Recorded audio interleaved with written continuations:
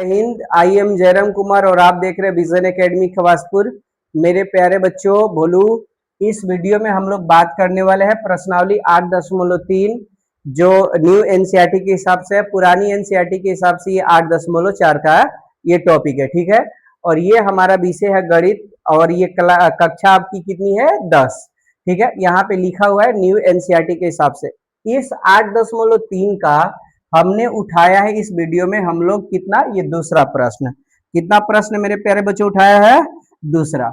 और दूसरा ये प्रश्न क्या कह रहा है मेरे प्यारे बच्चों कि कोण ए के अन्य सभी त्रिकोणमितीय अनुपातों को सेक ए के पदों में लिखना है। मेरे प्यारे बच्चों, त्रिकोणमितीय अनुपात कुल कितने होते हैं? तो 6 होते हैं। कौन कौन? साइन थीटा होते हैं, कॉस थीटा होते हैं, टैन थीटा, उसके बाद तीन सीधा और 3 इसका उल्टा। कौन कौन? कॉट थीटा, सेक थीटा और कोसेक थीटा, ठीक है। साइन थीटा का उल्टा आपका कितना होता है? Cosec theta. उसके बाद कॉस थीटा का उल्टा आपका सेक थीटा होता है, टैन थीटा का उल्टा आपका कॉट थीटा होता है, ठीक है। तो जो बाकी बच जाते हैं उनको हमें किसके पद में व्यक्त करना है? सेक ए के। मतलब कि साइन ए हर जगह आपका कितना दिखना चाहिए? सेक ए। टैन थीटा हर जगह क्या दिखना चाहिए? सेक ए। उसके बाद आपका कॉस थीटा क्या दिखना चाहिए? सेक ए। चूंकि एक में तो बदलना ही है, इसका मतलब हमें 6t रेशियो में एक बाकी 5 गो जो बच गए उसको सेक ए के पद में व्यक्त करना है। इसके लिए इस वीडियो में बड़ी सरल तरीका मैं देने वाला हूं और मैं उम्मीद करूंगा कि ये वीडियो आपको बहुत ज्यादा पसंद आएगी। तो आइए इस वीडियो को अब स्टार्ट करते हैं, इसका सोल्यूशन देखते हैं। सोल्यूशन क्या होगा मेरे प्यारे बच्चों? सबसे पहले हम लिखते हैं, यहाँ पे दिया गया है, दिया गया है। क्या लिखेंगे? दिया गया है, ठीक है। दिया गया, क्या दिया गया? सेक ए, जो जिसमें कहता है ना उसको लिख देना होता है, ठीक है। सेक थीटा बराबर एक लंब आधार कर्ण में क्या संबंध होता है? कर्ण बटा आधार होता है। क्या होता है मेरे प्यारे बच्चों? कर्ण बटा आधार। ये रहा कर्ण बटा आधार, इसके ठीक कुछ नीचे नहीं तो कितना है? 1 है। अब यहाँ पे क्या करना है मेरे प्यारे बच्चों? ये वाला आपका कर्ण का मान हो गया और नीचे वाला आपका किसका मान हो गया? आधार का मान हो गया। ऊपर कर्ण का मान हो गया सेक थीटा और नीचे ए का मान हो, आधार का मान हो गया 1। चूंकि कर्ण मालूम हो गया, आधार मालूम हो गया, किस चीज की कमी है? लंब की कमी है। लंब निकालते हैं, आइए लंब निकालते हैं। लंब निकालेंगे तो इसलिए बोलूंगा लंब बराबर क्या होगा मेरे प्यारे बच्चों? कर्ण स्क्वायर माइनस आधार स्क्वायर होता है। तो यहाँ फॉर्मूला लिखेंगे कर्ण स्क्वायर माइनस आधार स्क्वायर, ठीक है। अब यहाँ कर्ण स्क्वायर है, कर्ण का मान कितना है? सेक ए।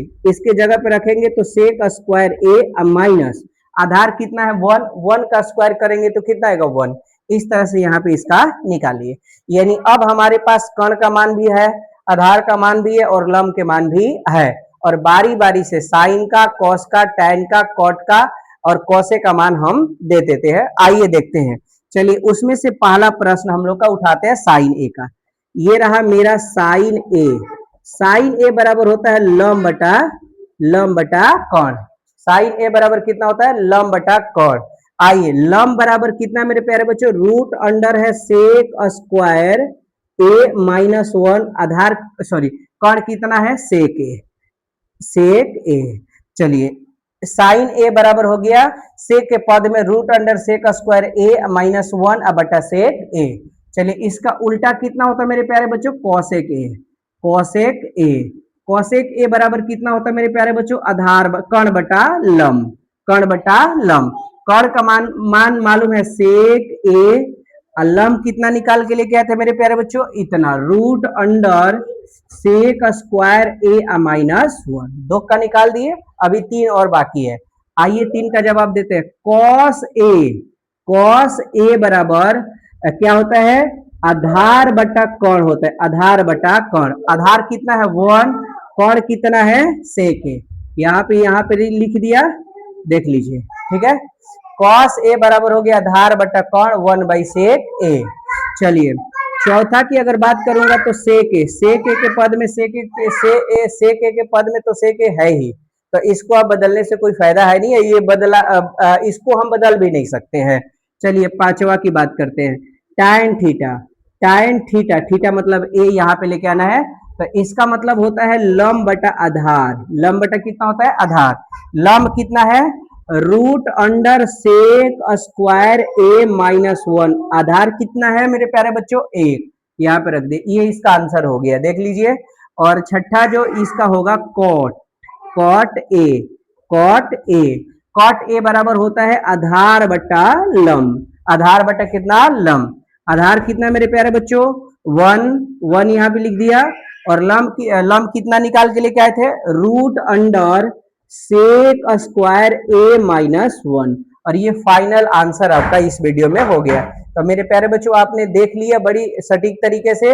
यहाँ पे हमने प्रश्न में जो कि कहा जा रहा था कि कोण ए के सभी त्रिकोणमितीय अनुपातों को हमें सेक ए के पद में व्यक्त करना था।